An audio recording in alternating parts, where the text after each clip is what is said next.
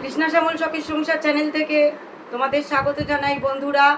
আজকে দেখো বন্ধুরা, ফল সাজিয়ে এক থালা বসে গেলাম। এই ফলের মধ্যে কি কি আছে বন্ধুরা দেখতেই পাচ্ছ।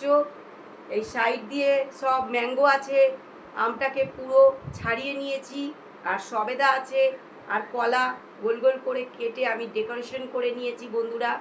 বসে পড়লাম, তো সবেদা দিয়ে শুরু করো।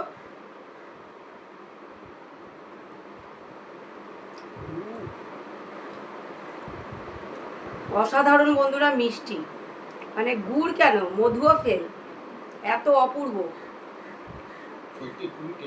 হুম,